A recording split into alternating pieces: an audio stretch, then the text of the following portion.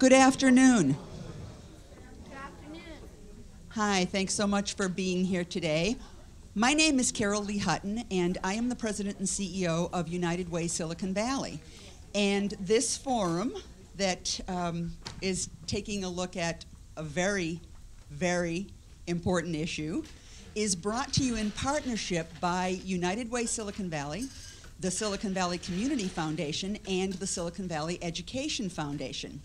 And we did that because we all know how important education is. For our part, at United Way, we strongly believe in the self-sufficiency of families, and we know that education is foundational to that. And so it's essential that we deal with the crisis that we have in California. So we appreciate that you've joined us today. We're going to ask you just a few questions to get going. So how many folks in the room work in education? How many of you work in early education, early childhood learning? How about middle grades? High school? Any post-secondary? Are there any funders in the room? Raise your hand high. No. What we promise funders will not be descended upon. So, how about community benefited organizations, nonprofits? Pretty good mix. So this is an interesting group.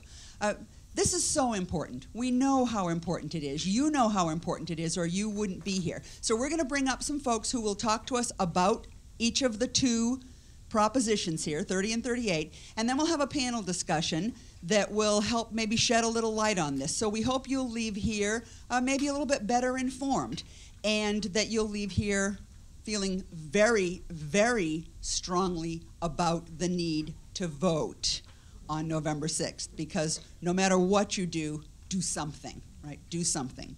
So let's get started first by making sure that everyone in the room realizes that tall gentleman in the black shirt in the back of the room, standing behind the big thing that looks like a camera, is in fact a cameraman.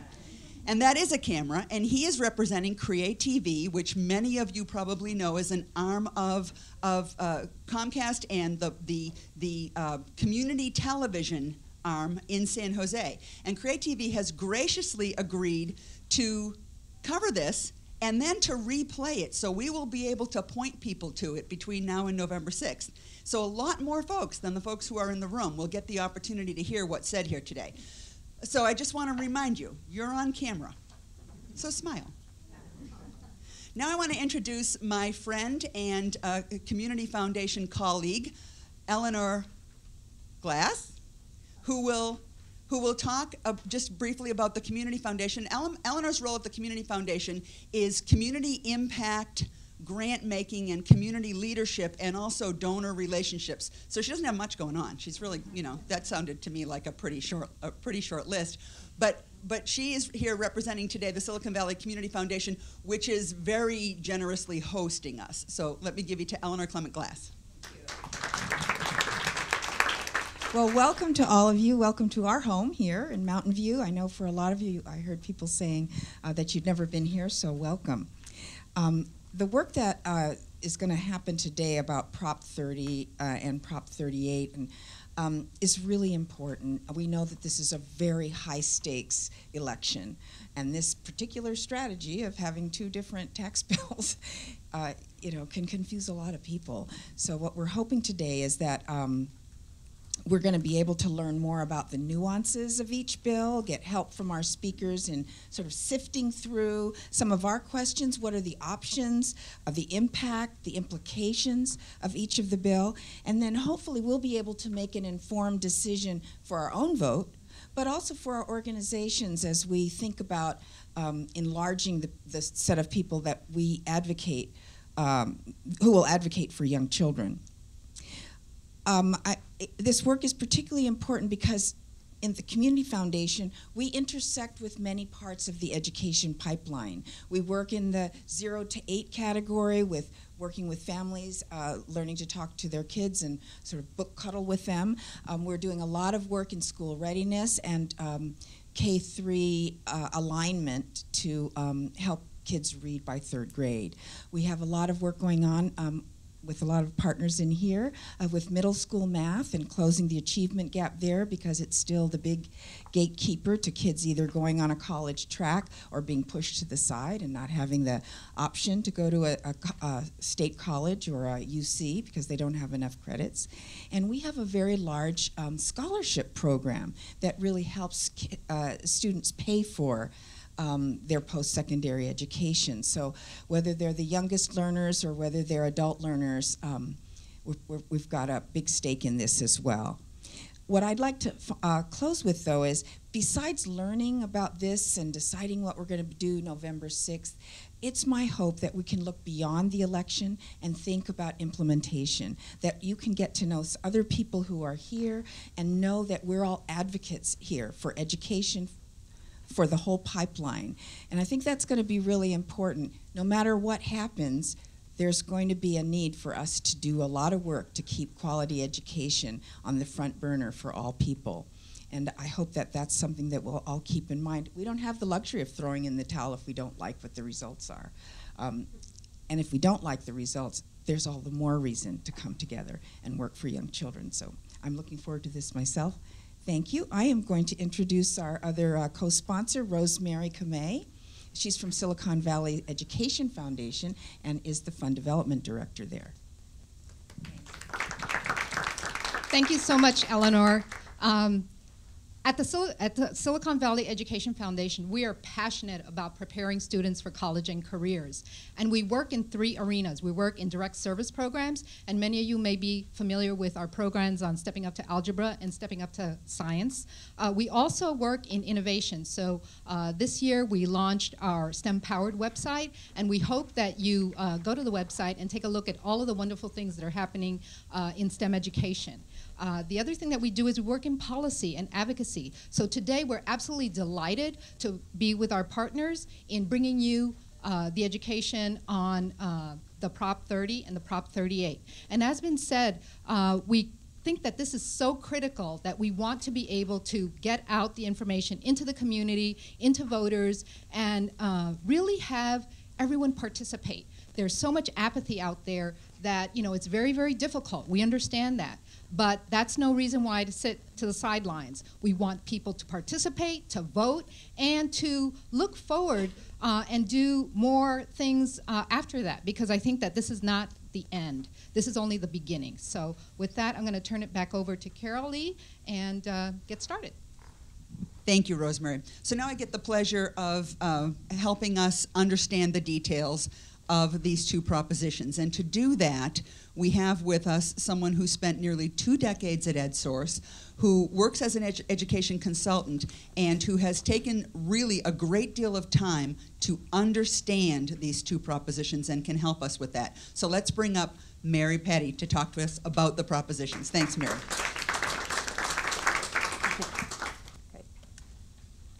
Good afternoon. They've given me about 15 minutes to explain to you enough, hopefully, so that you can get grounded in these 2 propositions and understand them a little bit.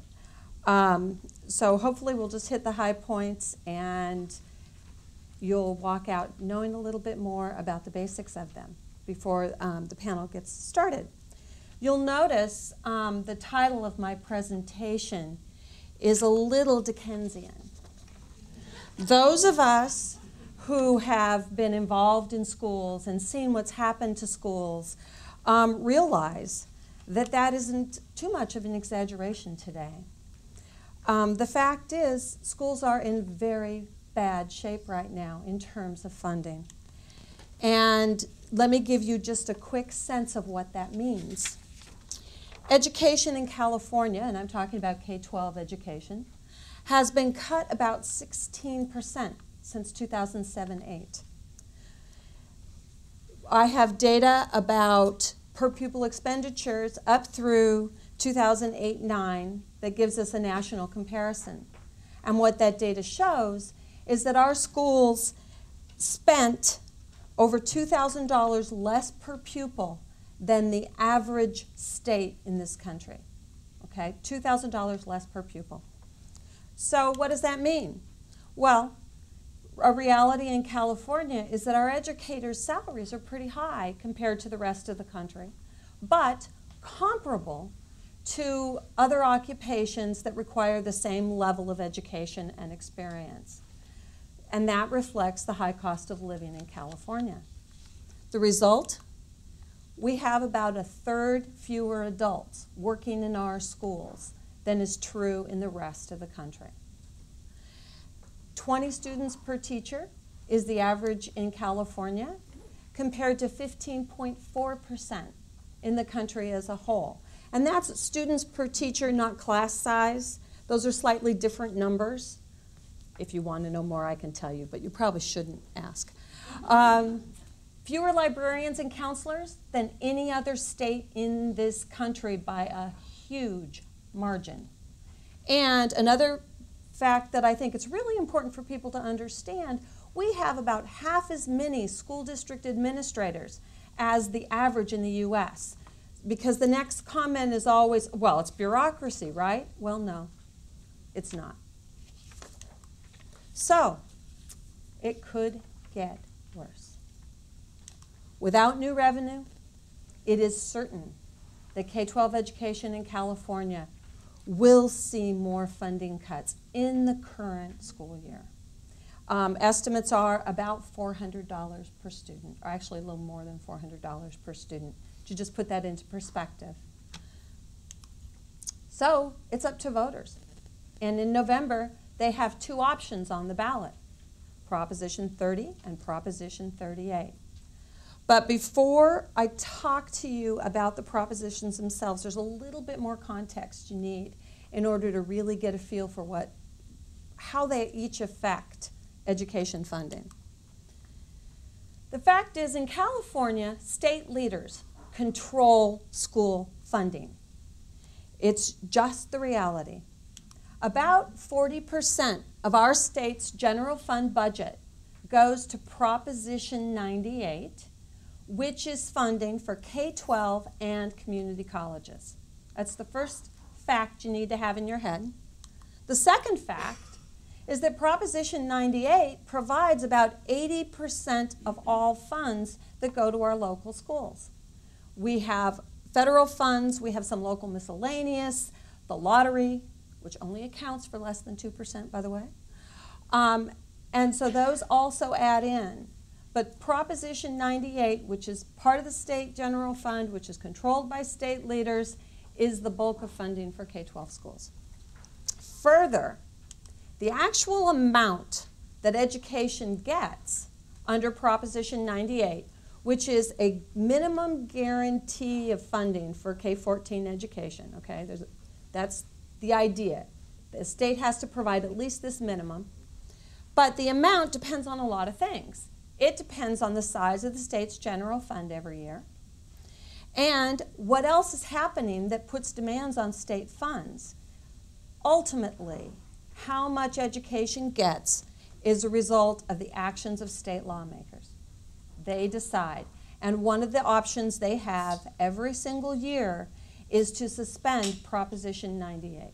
It takes a 2/3 vote, but it's happened a couple times. So that's the context for thinking about these measures. Proposition 30 is called the Schools and Local Public Safety Protection Act. Proposition 30 is Governor Brown's initiative. That's the other way you'll hear it talked about.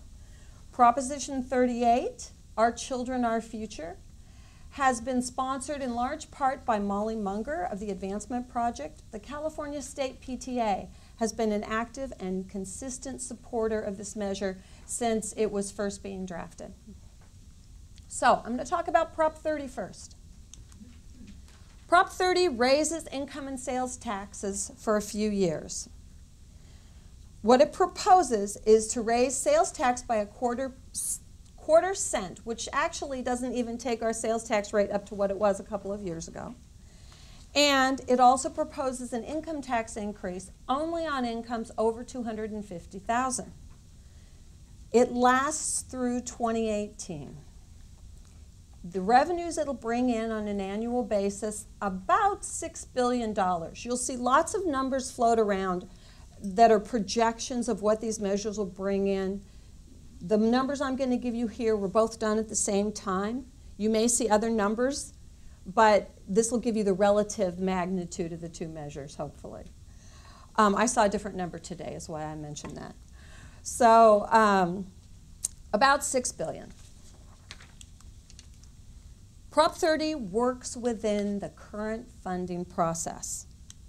That means that the revenues it raises will augment the state's general fund. And per Prop 98, about 40% of the proceeds of this initiative will go to education. That means about $2.7 billion for K-12, about $300,000 for community colleges in the first year, because the first year is a little bit more than $6 billion. New revenues that are raised will be placed in what's called an education protection account. But there's no change in the state's obligation under Proposition 98. The other thing that this measure does is to place into the state constitution public safety funding. That was a public safety funding transfer that was enacted in 2011 that moved $5 billion from the state's general fund to local governments. And those are the funds that are being used to pay for the transfer of mostly the operation of jails and prisons to local county governments, okay? And so that was something that happened in the 2011 budget process, and this codifies it in the Constitution. Incidentally, the courts have already said that what happened there was legitimate. So this is just like an extra seal of approval for that particular decision. Prop 38. It lasts for 12 years. The proposed tax increase is really across the board, but with a much heavier tax on people who make more money. And it is also, after 12 years, it would go back to the voters for renewal. The total revenues, about $10 billion. Projections are that by 2017-18, that increases to about $12.4 billion. Substantially more money, frankly. More importantly, perhaps more importantly, Proposition 38 creates a new funding source for schools. The funds are outside of the state's general fund. And one of the provisions in the measure is it prohibits the state from supplanting its Proposition 98 obligations with the money that would be raised through this measure. But it's important to know, for the first 4 years, about 30% of the funds that come from this measure would be for debt repayment and would provide relief for the general fund. Part of the problem California has right now, if you think of a trajectory of income, we have a big hole in the road, okay? And Prop 30 patches over that hole. This $3 billion from Prop 38 also patches over that hole. That's the technical term for it. This creates the California Education Trust Fund, which is money that's held explicitly outside of the state budget process.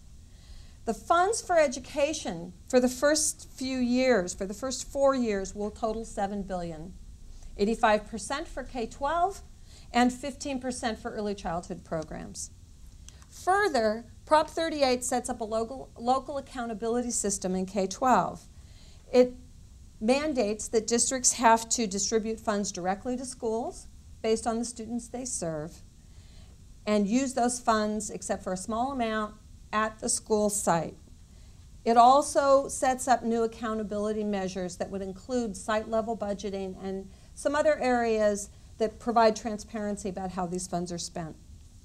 In addition, it prohibits using the funds to increase salaries and benefits for current employees. Couple of complicating factors. This is California school finance, so we have to have a couple of complicating factors. First of all, the state has accrued $10 billion in debt to K-12 education. It needs to settle that debt, and that's been done by the use of deferrals, which those of you who are involved with schools will know, have heard a lot about this. That needs to get settled. It's unclear exactly how it's going to happen. Further, the state general fund spends about $2.5 billion a year to pay back construction bonds for K-14 education. In the next few years, those two factors will depress the amount that actually goes from these initiatives to local schools. How that gets configured, how that happens, how each one differently interacts with those realities is really not something that's covered in the language of the initiatives themselves. Okay? That is largely going to be decided by the state. But Prop 38 sets aside money specifically to cover the bond costs. And so that's a very specific provision. And that helps then the state general fund. It frees up other money in the state general fund. So I'm going to give you a quick side-by-side just to tell you what I told you. Proposition 30 versus Proposition 38. 30 raises income on the wealthiest. 38 across the board, sliding scale, 12 years. Prop 30 puts about $6 billion in the state general fund annually, compared to Prop 38, which puts $10 billion into education funding outside of the general fund, but sets aside $3 billion for the first 4 years. Prop 30 works within Prop 98. That means that some of the money goes to community colleges. Prop 38 works outside of Prop 98. It sets up local accountability and it earmarks funds for early childhood programs. So, worst of times, will schools at least see better times? If either of these measures pass, K-12 education will have more funding. It will benefit. If both of them pass, the highest vote getter will prevail. The provisions of whichever measure gets the larger number of votes will be put into effect. There are some details in the margin of that no one's sure exactly how they'll get worked out, but that's the net effect. If they both pass, then the highest one wins, so to speak. I encourage you to get more information. The brief you have will be posted on the Silicon Valley Ed Foundation website, and there are the websites for the other two, for the two campaign organizations. They're also in that document. Thank you. Thank you so much, Mary. That's very helpful because this is very complicated. So now we're going to have some more folks who can talk to us about it, and that this kind of a conversation really requires a moderator. And we have one of those, and I'm going to bring him up here. And I have to tell you that before I joined United Way Silicon Valley more than 4 years ago, I spent 30 years, my other life, in the news media business, in the newspaper business. And during those 30 years, I steadfastly avoided what I thought was the hardest job in the newsroom, and that was newspaper columnist, because it is a relentless beast to be fed. So it's with a great deal of respect and admiration that I bring up our moderator today, Mike Cassidy, columnist for the San Jose Mercury News, who, as you all know, regularly writes about what it is like to live here in Silicon Valley. It's all yours, Mike. Thanks.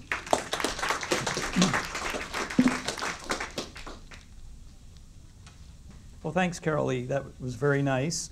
And yep, I'm the moderator. You can see they wanted to get a big, tough guy to keep everybody in line. But I'm really happy to be here just for my own edification. I'm kind of baffled.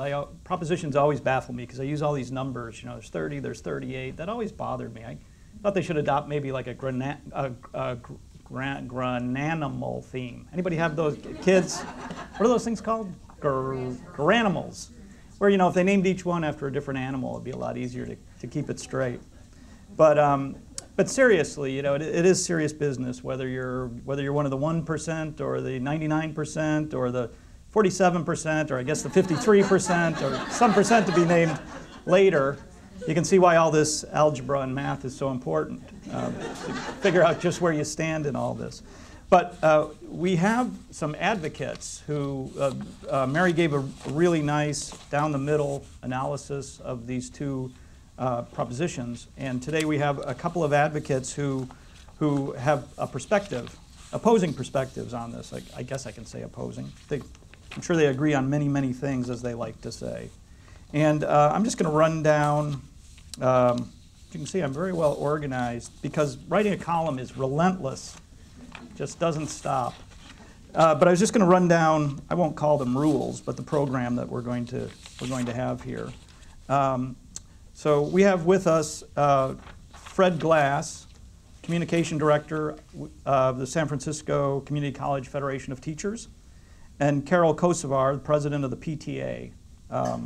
That's the state PTA, correct? And what we'll do is give each speaker, we're going to go numerically. We were going to flip a coin, but we forgot. So we'll go 30 and then 38, and give each speaker 7 minutes to present his or her position and respond. Well, you can't really respond, but present their position. And as this goes on, and then after that we'll have a panel discussion. But as the speakers are presenting, think about questions you might want to ask. How many times have you watched a press conference where you think, God, why doesn't the guy ask blah, blah, blah? You know, what an idiot. This is your chance to use one of those cards on your chair to write down a question, and then I'll put it to the panelists who will be up here a little bit later. So Fred, if you're here, we'll get rolling. Thanks a lot. Thank you, Mike. Did I leave anything? No. Good afternoon. I'm Fred Glass. I am not actually the communications director for the San Francisco Community College District. I do teach in that district, and I am a communications director. But I'm the communications director for the California Federation of Teachers, and I'm an instructor in San Francisco Community College District. I'd like to thank the Silicon Valley Education Foundation and the Community Foundation. Could you not hear me at the back anyway? It's the camera. And United Way for putting this on. This is an important event. This forum and others like it represent what our electoral democracy is supposed to be about, which is an informed citizenry making educated decisions in elections and making democracy work. Before I launch into the details of Prop 30, I want to take two brief side trips. The first is personal. My education was all public schools in California. I went through Los Angeles Unified. I got my bachelor's degree at UCLA, and my graduate work was done at San Francisco State. And since that time, I've taught in the CSU system and in the community colleges for the last 25 years. My wife, same deal. She went all through public education. She's a doctor, and she took her MD at UCSF. And my kids have gone through Berkeley Unified, and all of us have benefited from doing so greatly. The second side trip is the context of how CFT came to be involved with Prop 30. As the recession deepened in 2008 and 9, and enormous cuts that Mary outlined so well were dealt to public education, and she didn't even get to the last couple of years when things have gotten even worse, CFT analyzed the situation and came up with a new strategy. And we took a chunk of the money that we usually spend on politics, meaning on ballot measures and candidates, and we set it aside for education of our members and the public. And our analysis said that what would help California at this time was more revenue. And the best way to get revenue was through a progressive tax policy, a more progressive one than we have currently in California. Progressive meaning the principle that those who can best afford to pay should pay more. 4 the public sector, schools, parks, roads, libraries, transportation, and assistance for the most needy. One of the first things that we did in this education program was we sponsored a march from Bakersfield to Sacramento. It took 48 days, and we talked with folks every step of the way about fair tax policies for California in a part of the state that is generally considered to be not so friendly to those ideas. And we found that that wasn't really true. We found that everywhere we went, people were telling us what we were saying made some sense. People recognized that there was growing economic inequality in California, as in the nation, and that the people who have benefited most from our economy should pay a little bit more to support the common good. And we were kind of surprised and pleased to find the depth of that feeling. On the basis of that, we built a coalition in the 2010 election to pass Proposition 25. Who remembers what Proposition 25 did? Majority vote. We wanted to restore some democracy to the legislative process in Sacramento. We took the undemocratic supermajority two-thirds requirement for passing a state budget, whereby a minority held the majority hostage each year, and we reduced that to a simple majority. And people said it couldn't be done, and we did it. Governor Brown was elected in that same moment. He thought he would get some tax extensions to help out California's schools and services from reasonable conversations with a few reasonable Republican legislators. My, how times had changed since the last time he was governor. There was no possibility of a legislative solution to address the revenue problem because all the Republicans had taken a no new taxes pledge, and they refused to a person. So we understood that. We started doing the most serious research that we had ever done, taking that money that we had previously spent in other ways into opinion research to figure out what would work on the ballot for revenue. The first thing we came up with that the public was wildly enthusiastic about was our idea about 1% on the 1%. And we got statewide headlines with this polling and found that 75% and more of the public, 78%, was in favor of a 1% on the 1%. 60% of Republicans were for it. 43% of people who have self-identified as 1%ers in this poll were for it. So people recognized that there was a problem here and that there was a way to deal with it. But as we did our research, we evolved three principles that made us change our mind about doing a ballot measure on the 1% on the 1%. Three-part principle. We needed to raise the most money possible for education and services.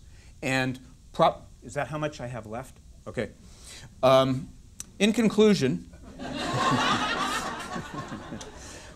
we needed to raise as much money as possible with the most progressive tax possible, and according to our research, the tax that was most winnable. So we merged our measure eventually with the governor's. We had the millionaire's tax.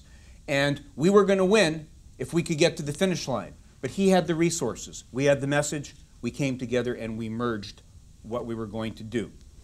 This will raise $9 billion, some people say 8, in the first year, and $6 billion for 6 more years after that, which I call several years, not a few. It will raise revenue by increasing taxes on the wealthy. Nobody under $250K a year will pay a penny in income taxes, and will have a very small increase in the state sales tax of 1/4 of 1%. 80 to 90% of this revenue will come from a progressive source. It will also set into the state constitution the financial arrangements made in last year and this year's budget for realignment. It's not going to put money into that. The money for this goes into education and the general fund. The realignment has already been done. That's separate from the general fund. What this will not do is solve all of California's budget problems. We have a systemic, chronic budget gap of $10 to $12 billion a year. This will get us halfway to solving the problem. There will still be more work to do. We believe Prop 30 has the best chance of winning by the polling. It has been out in front well over 50% from the very beginning. And what we want to do above all is win this and make money happen for the schools. Let me close with the words of Frank Jernigan, who is a Google software engineer who was part of the company from the beginning, and overnight, when the company went public, became very well-to-do. He said, for me, an extra 2 or 3% in taxes is not going to make a bit of difference in the way that I live. but by bringing billions of dollars in new revenues to California for public schools and services, Prop 30 will make a tremendous difference in the lives of many. Thank you.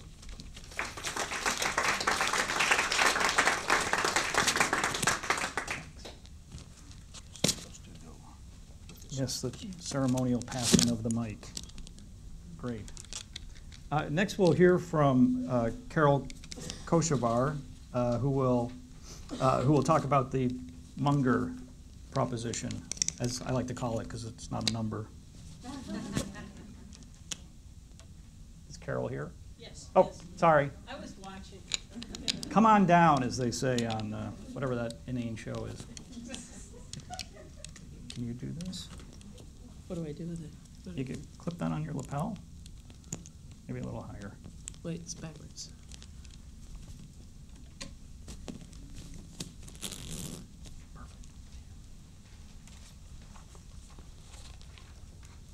Well, hello everyone. I'm really pleased to be here to talk about the PTA Initiative.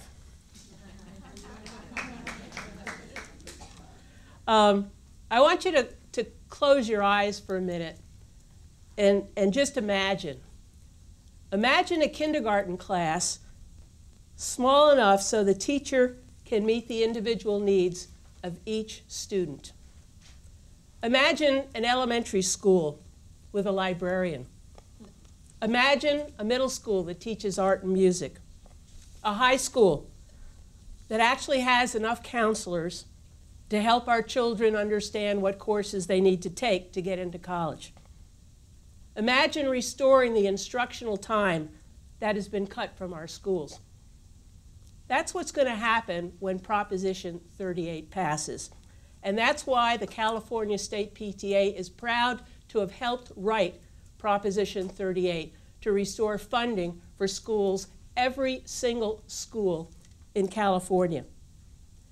We've done polls. Parents throughout California have told us one very clear message. Adequate funding for our schools is the #1 priority. And adequate funding for our schools that restores a complete quality education for every single child in California. We're at a crossroad. It's time to stop engaging parents and communities in these heartbreaking decisions about what to cut out of our schools. And it is time to start engaging parents and communities in the important decisions on what are we going to restore at every single school in California. And that's what this is about. Proposition 38 guarantees billions of dollars every single year, averaging $10 billion annually over a 12-year period that will go to every single public school in California, directly based on the number of kids that are at that school. Let me repeat that. New money for every school, guaranteed. Proposition 38 is clear, it's straightforward, and it creates real accountability. And it ensures the money is going to be spent on the educational programs and services that our kids need. It guarantees local control and requires input from parents and teachers to help decide how the money is going to be spent at that school. Last year, the PTA was very, very concerned, just like the CFT and everyone who is involved in education, about the terrible decimating cuts that have occurred to our schools. And we went and talked to all kinds of folks about what do we need to do to start to restore the programs and services that our kids need. And we actually sat down with the Advancement Project and helped write the language in Proposition 38. And some of the things that are in Proposition 38 are what our parents have told us they want, what our parents have told us they want to see. So when I talk about local control and local accountability, that's straight from parents. They want to be involved in those decisions because people in our local communities know our local schools the best. And when Mary spoke about how Proposition 38 is a different way of funding schools, it is a different way of funding schools. It is a funding mechanism that says we are taking additional money that we are raising, we are going to send it straight to our local communities, and our local communities, not Sacramento, will make those important decisions on what we will have or what we won't have in our schools. Those are decisions that are made by our school boards, but those are decisions that require the input of our local parents and local teachers. Now, our children really deserve something more than just preventing more cuts to schools. They deserve something more than a new normal that keeps California at the bottom, 47th in the nation.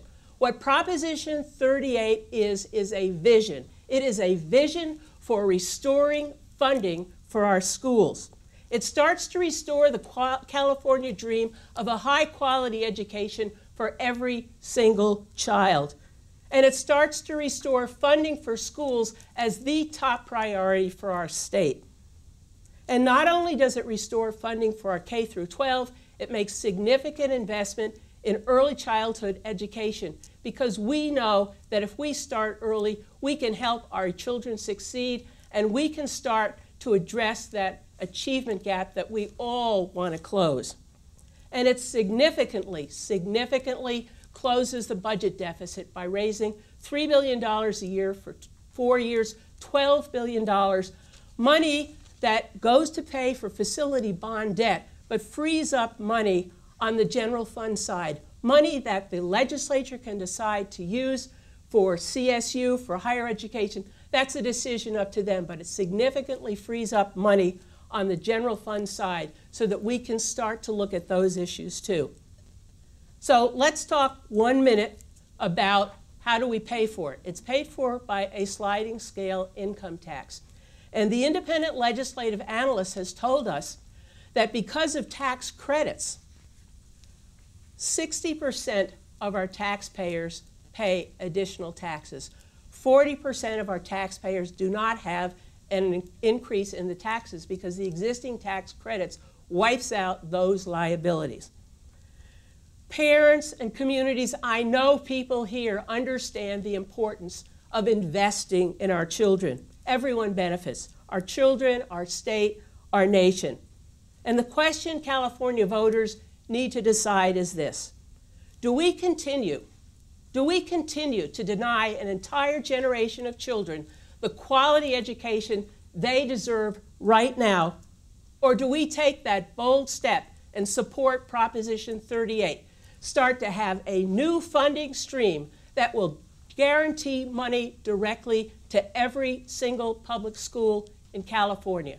We believe it's time to take that step, and that's why the California State PTA has taken, I believe, a very dramatic step in helping to write and go out and support an initiative that will actually transform funding for California so that we have children and parents and communities who are qualified and able to have a quality education. And she said, stop, and I did. Thank you. Thanks, very good. So now what are we going to do? Those are two excellent presentations.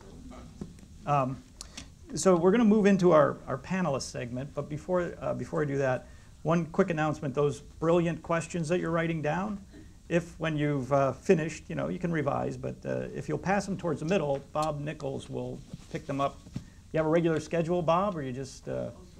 Okay, so Bob's the guy to see or look for that. So what we're going to do is I'm actually going to invite the two presenters up also, in case they have anything else to say. I can't imagine they would, but so both Fred and Carol will be part of our panel, and then I will introduce the other panelists. And I think since we don't have name tags, if it's not too goofy, how about I'll say your name and then you can come up. Maybe it's kind of dramatic, actually. Sort of the NBA model. So Fred and Carol, if you'll come on up, everybody knows you. Thank you. And we have Joan Barham, President of the Board of Trustees of Foothill De Anza. Thank you, Joan. We also have Jessica Mahaley, who is from the Silicon Valley Community Foundation right here at home, and is a specialist in pre-K through third grade education, among other things, I'm sure. Mary, are you going to join us? No. Yes? No? Oh, Jan Christensen, I'm so sorry, yeah. I had underlined your name, but the way I did it, it put a line right through it. Jan is the superintendent of the Redwood City Schools. So that's certainly an interesting perspective. And I'm Mike Cassidy. And just to make this all the more comfortable for everyone on the panel, because of the television camera, it would be very helpful if you could stand while you're talking. Talk about school, this is old school. You know, as you answer your question, you will stand up. And we actually have 2 mics for you guys, I guess. So I'll place this here. Sorry to walk in front of everybody. And they're strategically placed. And we were going to begin by taking, you guys will have to sit on your hands for a moment, but the other panelists, if we could each take 3 minutes to respond to what you've heard or expound on it, if that's okay. Can you guys hear me okay?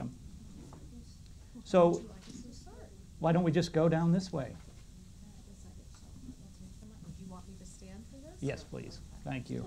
Well, first of all, I'd like to thank the Silicon Valley Community Foundation and the other sponsors. We are a recipient in Redwood City of grants from the foundation, so that does help in our situation.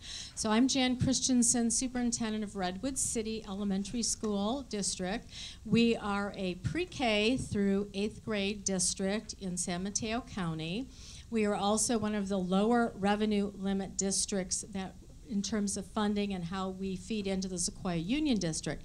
So we like to say that the child from Woodside versus the child from Redwood City, who will sit next to each other in 9th grade, the Woodside child will have about $100,000 more invested in their education by the time they finish 8th grade. And so just to say, any additional revenue, of course, is something we support in Redwood City, I support. In terms of reaction to what I heard, first of all, Proposition 30, the governor's proposition, both propositions actually were supported by the California School Boards Association, and our board in Redwood City supported both of them. In terms of Proposition 30, if that does not pass, I think we as superintendents are looking at what are the repercussions. So in Redwood City, due to negotiating with our teachers, we will take 13 furlough days. So that's 13 fewer days of school. And we're a district of approximately 9,600 children, 70% Latino, 50% English language learners, over that percentage of students that are on free and reduced lunch. We've already cut summer school. We have 31 children K through 8 in our classrooms now. And in spite of that, due to the extremely hard work of our teachers and our leaders, our test scores have all gone up, even in spite of that. And I've been superintendent since '06, and I've cut every single year except that very first year I was a superintendent. So that is an issue, a challenge that we're facing. So we currently have deferrals from the state, so we take out loans to pay our bills and pay our salaries. $25 million this year we're getting loans on to pay deferrals. So, you know, when I look at Proposition 30, the impact certainly would be beneficial if it passes for education, and particularly in our sense. With Proposition 38, it would absolutely provide additional revenue to our schools. I think the devil is probably in the details, and since it goes directly to school sites, would that in fact still ensure that the trigger that the governor is saying he's going to pull, which is the cuts to revenue to us from Prop 98, still equal those 13 days. So would the sites have, would I have 16 different sites deciding whether they put that money into extending the days or not? But clearly, that proposition does provide additional revenue for our schools, and we need that desperately. And I think it's just a real testament to the efforts on both of these people here today advocating that, understand that we desperately need additional funding, and it's, I believe, criminal, the funding situation in California. So I hope that one or both or something happens that we get more revenue. Thank you. Thank you for including early childhood education in your considerations today. We know from research that early childhood investments are the wisest investment, the ones with the highest return on investment, which is why I'm so happy to hear Jan refer to her district as a pre-K to 8 district, because many of our districts in the state include child care and early childhood programs, and it's new that the districts are starting to really include them in their thinking. We in the state actually have a very strong infrastructure in early childhood education, going back, you may not know, to World War II and Rosie the Riveter, when women going back to the workforce needed child care. However, in the past few years there have been devastating cuts, as is true for K-12. Early childhood has taken cuts of about $1 billion in the last, since 2008, which amounts to about 114,000 fewer children a year receiving early childhood services. The propositions that are in front of us, I really am not going to take a position on either one, but I'll tell you a little bit about my understanding of their impact on early childhood education. Proposition 30 doesn't address early childhood directly. If the proposition doesn't pass and there are trigger cuts, there will be significant impacts to education overall. The impacts to higher education also affect the early childhood field significantly, because the majority of our workforce is trained in community colleges and in the CSU system. Also, cuts to K-12 are very devastating to children who've come, obviously, from early childhood, and a lot of the work in the early childhood field in this era and at the Community Foundation is focused on the transition to K-12 and really taking advantage of those major investments that have been made in the early years by ensuring that children are transitioning into a strong, developmentally appropriate system. So we don't want to see the dismantling of the good programs that exist in K-12. Prop 38 is reflective of the fact that Molly Munger and her compatriots have been steeped in the early childhood world for the past few years and really have listened to some of the challenges that occur in the early childhood system. So, for example, and significantly, 15% of the funding in Prop 38 for education is set aside for early childhood programs. 75% of that funding would go to serve children in preschool years, and then the remaining 25% for infant toddler care. So that's one of the areas that's been cut dramatically over the years, is the infant toddler piece. And again, in terms of return on investment, the graphs that we see show that the investment, the earlier it's made, the steeper the return. So it's very significant that there's an infant toddler set aside. In addition, there is a stipulation that some of the spaces for childcare be full day and full year, which is another significant acknowledgement of a challenge that many of the remaining preschool spaces in the state are part day and do not serve the needs of working families. A priority for the funds in Prop 38 would be to serve the lowest income children, and that has certainly been a priority at the Community Foundation and among First 5 programs that fund early learning as well, so we applaud that. There is also in Prop 38 funding for quality that goes towards beefing up licensing. There have been scary, scary cuts to the amounts of visits that are made by social services to check in on preschool and daycare programs to make sure they're providing high quality, safe care for children. There's also funding for a database, which for some of you may not sound exciting, but for those of us in the field is like, yes, a real database that tracks children from early on and then tracks them and follows them into the K-12 system so that we can understand the kinds of interventions that really work for young kids. And lastly, there's a significant amount of money set aside. The estimate is $40 million for a quality rating and improvement system, which helps parents and providers understand the quality of the program and helps them to increase the quality of the programs that are being provided. As Jan said, her board and the state board have taken a position to support both initiatives, and from what I'm hearing, that's true of many early childhood advocates, First Five commissions. Those that are taking a position are supporting both. Thank you. Thanks.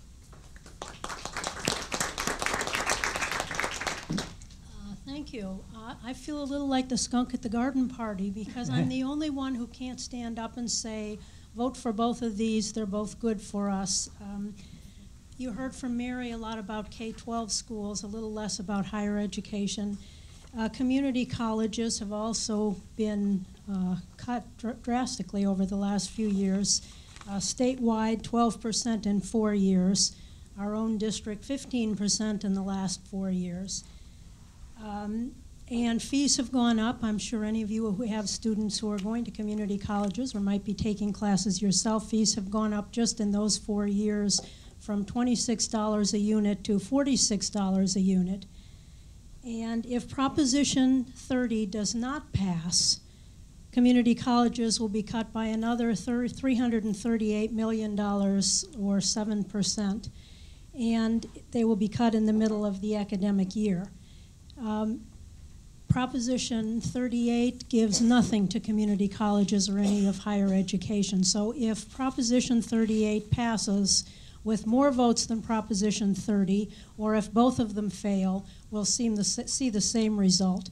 I told you 338 million statewide, which translates to about 180,000 fewer students who would be funded, because we don't fund every student who shows up for community colleges. We are told how many students we will be paid to educate, and so if there's less money, you simply can serve fewer students. I looked at it for the districts within Silicon Valley. For Foothill De Anza, my own district, it would be $9.5 million less. For San Jose Evergreen, $4.5 million. For West Valley Mission, $5.25 million. For Ohlone, $2.5 million. For Chabot Las Positas, over $5 million. I figured those were the Silicon Valley districts. If you add those all up, that's $27 million less in community colleges, or probably 12,000 to 15,000 fewer students who would be funded. The state has budgeted assuming that 30 will pass, but we have built our budgets assuming that 30 will fail because we have to, because if it doesn't pass, we'll have this in our district, $9 million cut. Now, why is that a problem for those of you who are not community college students or don't have students in community colleges? 70% of our state's nurses are trained in community colleges. 80% of firefighters, law enforcement personnel, and emergency medical personnel, our technicians, are trained in community colleges. In the UC system, 28% and 55% of CSU graduates start at the community college. And 50% of all veterans who are taking advantage of the GI Bill to get further education or job training do it at community colleges. All of these programs would have to be cut back, would be threatened. Since Proposition 38 would provide support only for specific purposes, which are wonderful purposes, K-12 and child care and preschool, which we all support, but lawmakers could not use the measure's revenues to restore cuts to other key priorities or higher education. And without significant new general fund revenues, policymakers may have to make even deeper cuts to bring the state's budget into balance in future years, and the state's colleges and universities and obviously community colleges would be targeted for further cuts. And so while I feel uncomfortable, normally we're in the Proposition 98 pot with all of K-12 schools, but in this case the Pta Initiative has not included community colleges, and so for community colleges, whether Proposition 38 passes or fails has nothing to do with us. It will be cuts to community colleges unless Proposition 30 passes with more votes than Proposition 38. Well, thank you. I guess I better stand up too if I'm going to make everybody stand up. But That's really quite a range of thought, and I can't say I feel much better after hearing it all. But I thought I'd start with a general question, maybe for our proposition advocates especially. But this idea of having these two, what many think of as competing propositions, does that have you worried that they both may fail? And why wasn't there a way to maybe get everybody on the same team and come up with a proposition? If you don't mind standing, that'd be great. Thanks. Well, like I said in my presentation, we did merge our measure with the governor's. Part of our thinking was that it would be better to have fewer rather than more on the ballot, because with more there's the possibility of a broad-ranging, thought-widening discussion on the issues, and there's also the possibility of some bitterness, competition, and confusion. And so we thought it was a good idea to try and narrow down the choices. So Carol? Well, I guess part of the answer is that, California is a large state, and we are large enough to have differing ideas on how to invest in our schools and our future. And I think as you've listened to what both of these initiatives do, they do things that are very different. And we felt that it was important for the people of California to look at both of these and try to decide what path they wanted to take. I think all of us, everyone in this room, cares deeply about public education. And we all want additional revenues. The biggest question is, how are we going to spend them? Is it a long-term restoration of the cuts? I think that's the kind of conversation and thought we have to have about it. And if I can for a second, I think we all care about community colleges. We all care about higher education. And that's one of the reasons that you might have noticed that there were two versions of our initiative. Our initiative, when it was first written, was really only written for K-12 and early child care. And then we looked at it again and we said, you know what, there are these issues in the general fund that should be looked at. And so what we did is we actually filed a second initiative, and the second initiative says that because we raise $10 billion a year, we can take $3 billion out of that and start to use that as budget and deficit relief. And when we use that money to pay for the school facility bonds, what that does is it frees up a like amount of money in the general fund budget, and the legislature can decide how it wants to use that money. Those are those decisions that the legislature can, because we clearly recognize the importance. PTA has always stood for, supporting children, needy children, welfare, all of those things. And we wanted to make sure if we were going to raise $10 billion that we can have some of that money during this time when our economy is starting to rebound to address that significant issue. So I just wanted to know that was purposeful. Although you're literally standing, let me keep you in the hot seat for a second, because a member of the audience had a question which you were very, very close to answering. But why did the state PTA leave out their Prop 98 partners, the community colleges, from Prop 38 funding? I guess, was there a specific? There wasn't a purposeful, we're going to leave them out.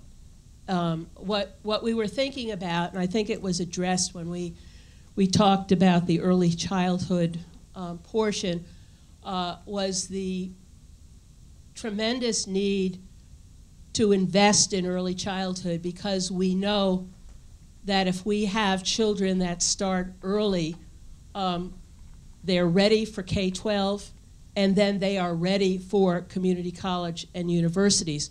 And part of the thought process is that we have children who are better prepared. You know as well as I do that some of our community colleges and our universities, there's a lot of remedial work that's being done.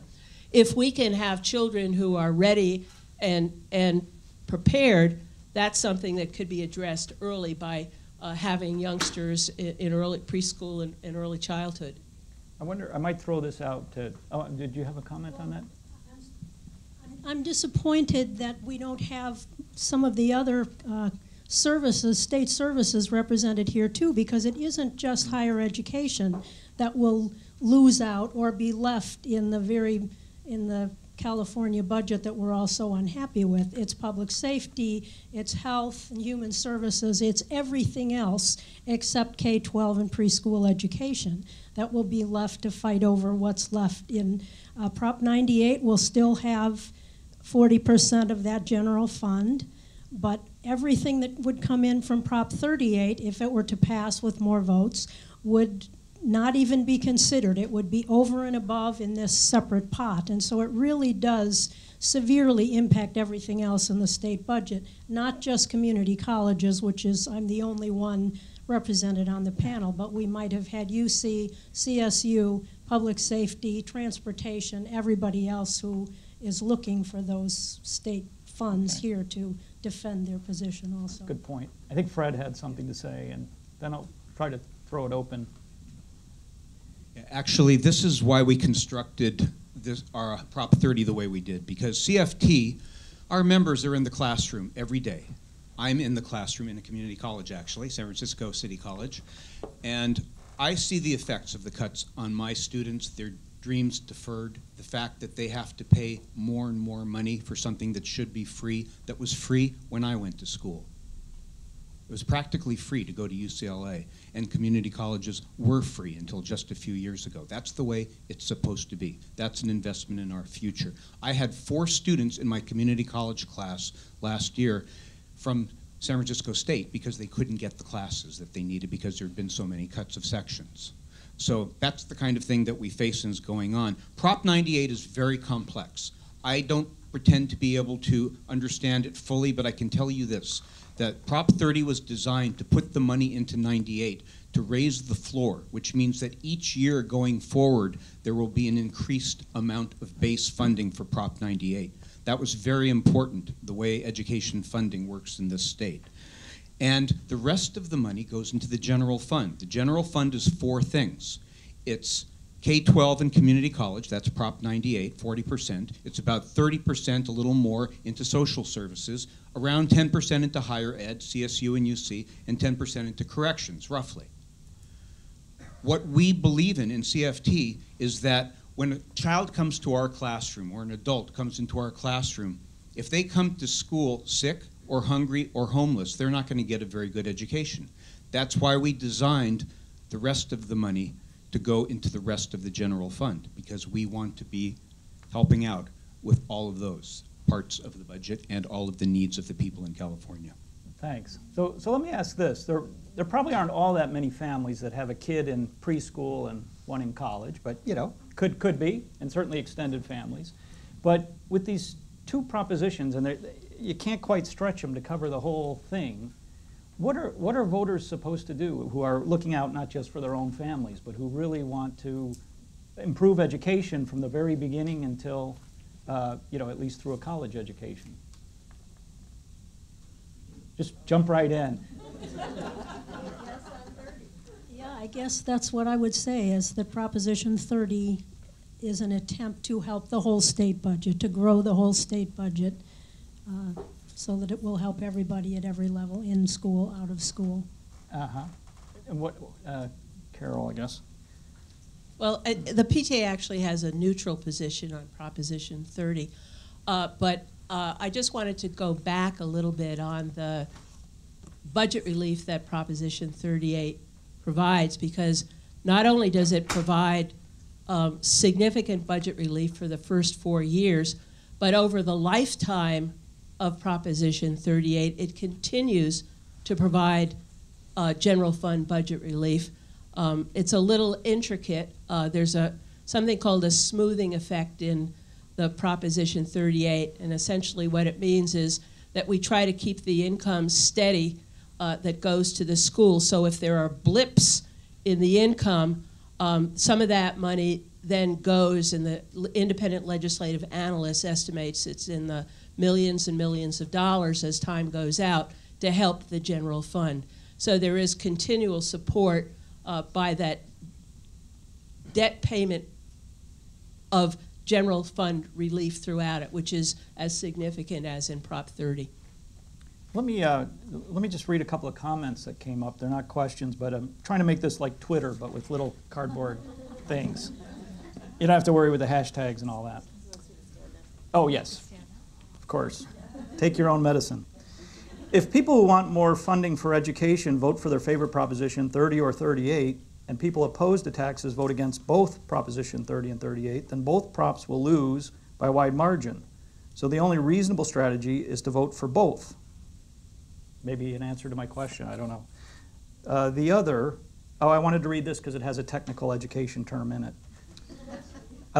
Regarding Prop 38, I like the revenue picture, but I'm concerned about the concept of, quote, local accountability. Having sat on a site-based council for 2 years with school budget oversight, I can tell you the process was extremely loosey-goosey. Yeah, I would love to hear from Jan. Let's have Jan go, and then you can go. Well, I think that in terms of the loosey-goosey comment there, there is some concern with that you're going to end up with a wide range, that each site council would be doing vastly different things.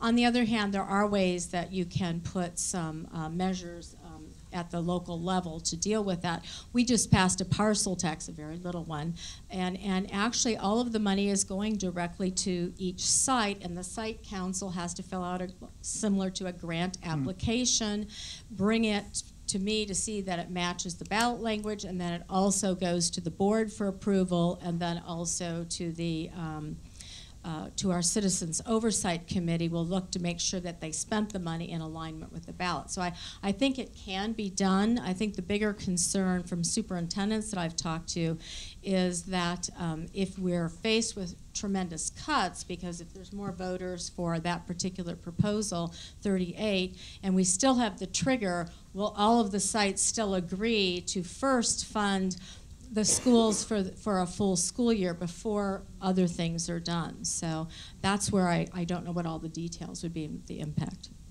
Does anybody know the answer to that? Someone from the audience was asking whether the trigger, I promised you a response to the last thing.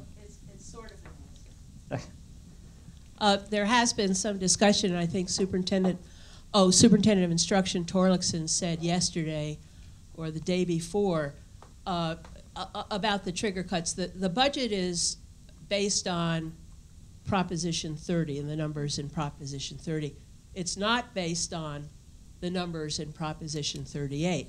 So when Proposition 38 passes, Proposition 38 actually has money that will go for the general fund, and it will have money that will go for education. And the thought process that I've heard from a number of people is it will be a game changer. It will be, okay, we had thought that we were basing it on 30. Now we have this different set of revenues. We're going to have to come together as a legislature and say, now what do we do? And the other thing that we'll have, which I hope, we will have the people of California saying, we want to restore funding for our schools. We will have a very, very strong mandate that says we believe we need to restore funding for our schools. And so our elected officials will have that as a very strong guideline as to how they decide how to cover that time period, knowing that there is money in the general fund and knowing that there quickly is a lot of money to restore those programs and services. Okay, thank you. So the next tweet. Prop 30, doesn't this simply throw more money into a dysfunctional system where money will flow to prisons, growing pension obligations, and the high-speed rail project? Proposition 38, not off the hook. Unemployment remains high, and even a small income tax increase can create a challenge for those living on the edge, still paying boom-year mortgages and such. What is your response to those thoughts, which I'm sure you've heard on both the 30 and 38 side? The measure of the effectiveness of our government usually comes in direct proportion to the level of citizen involvement in the political process. And if we continue to have a process in California in which the vast majority of people don't really participate, even to the point of voting, but beyond that, being involved in discussions like this, going out there and advocating, going door to door, going precinct walking, phone banking, and so on, then we kind of get what we deserve as a democracy. So I suggest that if you care about the money that goes into the programs that they're supposed to, that you be out there talking to your legislators, knocking on their doors, and making sure that the money goes where it's supposed to go. Because believe me, there are other people that will do that, and they may not agree with you. I think that's great advice. That knocking on the door thing doesn't always go well. But, oh, you mean their office door? Yes, certainly. Okay. I'm going to have to go get a cough drop. Oh, sure, sure.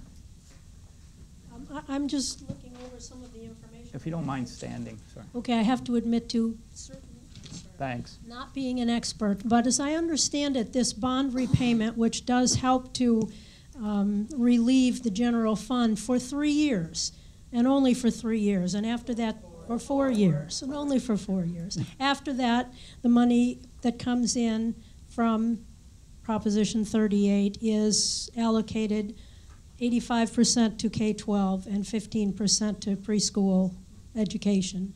And so the state and the state has its full Prop 98 responsibility still, which in my case is good for community colleges. We'll get our 11% of the 40%.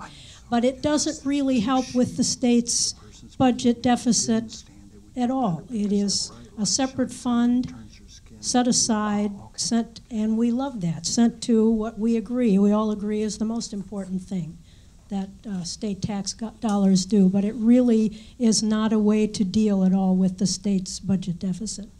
Joan, you have special dispensation. You may sit when you answer because otherwise you get blasted with the light. And you're in the aisle, so thank you. Were you going to add to that? Or? No, please. Don't do that. Well, so, you know, one thing very honestly that I've been wondering about is the revenue from Prop 38. Maybe, Jan, you could answer this. So there was language about not paying for salaries, although I think it said of existing school employees or something. I'm trying to figure out, can that money be used for salaries? Well, I'm supposed to stand, right? Oh, yeah.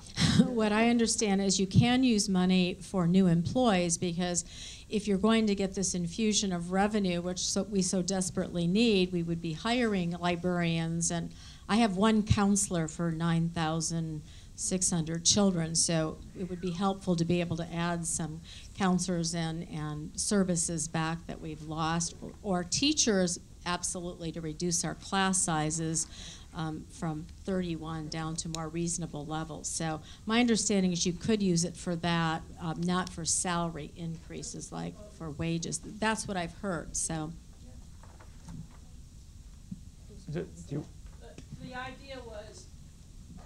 The idea was that if we were going to raise a significant amount of money, we wanted to make sure that that money was used to start to restore the programs and services at the school site.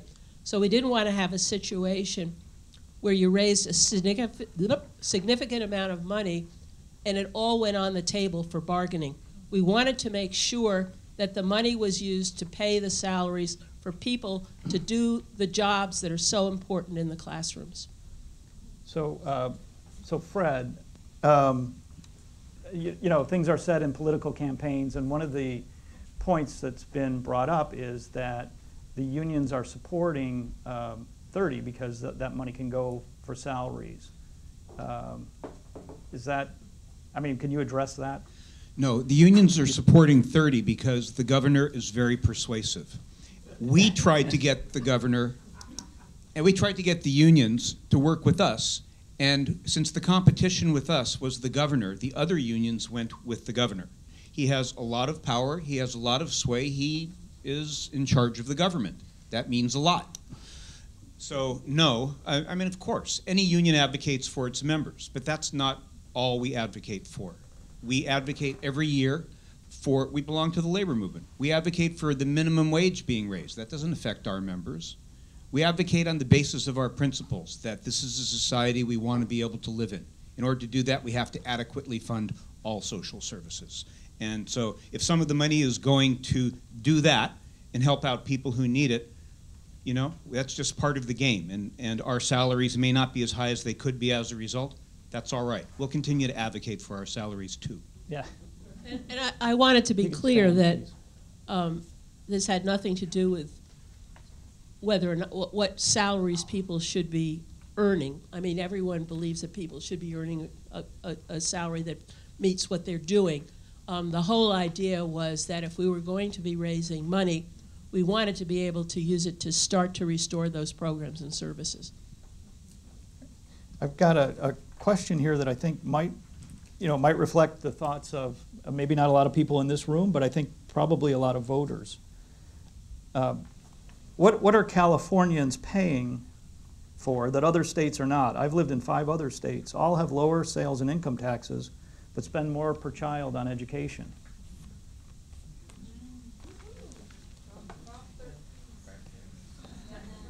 Does anyone want to take it? Is it that we're spending? Sorry, I was whispering to Carol. I didn't hear what you said. Someone in the audience was wondering what it is that California is spending on more because, sure.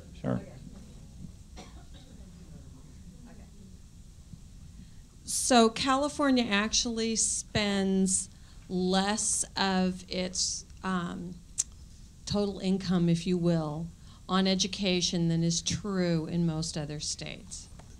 One of the, especially if you look at it on a per pupil basis, one of the realities is we have more children per wage earner, if you will, than is true in many other states.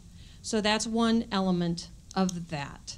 We have one of the lowest property tax rates in the country, and in most other parts of the country, property taxes are the primary source of, or a much more substantial source of education funding than is true in California. We also have an expensive place to live here. And so we have this issue of people costing more, and education is a people business.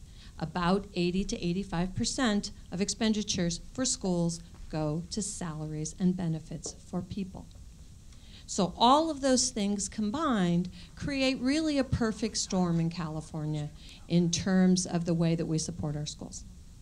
Thank you. That's very helpful, I think. Apparently we have time for one more question, and this is one that a number of people in the audience had asked. I'll let anyone jump in here. Does funding go to all K through 12 schools under both propositions, or does one or both prioritize schools in lower income communities? That's a question I'm glad you asked, because one of the things that most people haven't known about Proposition 38 is that it very clearly provides additional funding for youngsters who are poor. The money that goes for Proposition 38 goes for every child in every school. But if a child is eligible for free lunch, additional money follows that child to that school. This is very important. Those are youngsters who need additional support, and we believe this is a direct way to provide that help for our most needy children, and it was purposely written that way. That's true, and that's a good thing about Prop 38. What Prop 30 does is by putting money into social services, it comes at the same problem from a different angle. As I said, we have a $10 to $12 billion budget deficit moving forward each year. You should check out the California Budget Project website, which has a lot of really good charts on this kind of thing. One of its charts shows how every year from 1991 until the passage of Prop 25 in 2010, as part of the budget deal at the end of the game and the hostage taking, the state of California let go of or eliminated or reduced a tax or fee. That's where that $10 to $12 billion deficit came from. So that needs to be addressed going forward. 38 addresses it partially. 30 addresses it partially. Whichever one passes this November, and I do hope that it's Prop 30, we're going to have more work to do. We will need to look at Prop 13 and some pieces of it, like split roll, and we will need to look at the piece of it that put the 2/3 in place, the undemocratic 2/3 to pass a tax in the California state legislature. Then we wouldn't have ballot box budgeting at that point. Whatever happens this fall, we'll still have a lot of work to do going forward. Well, thanks very much. I think we're just about out of time for this portion of our program, but don't forget to vote. It's the giraffe versus the elephant. Take your pick. Well, how about a round? Yeah. Okay, I really want to thank all of the panelists and Mike Cassidy. This was a great discussion. I learned several things today that I didn't know. I hope that I see Dana back there nodding her head that she learned something too. And if we taught Dana Bunnett something, then I feel really good about this forum, I'm telling you. This was really educational. And if nothing else, it reinforces that we need to do something, because what we heard up there really reinforces that we must act. We need to do something on November 6th. Thank you very much to our panelists. Thank you to our moderator. On behalf of United Way Silicon Valley, the Silicon Valley Community Foundation, and the Silicon Valley Education Foundation, thanks to all of you for coming out and taking part, and for the great questions that the audience generated. Have a great evening, and vote on November 6th.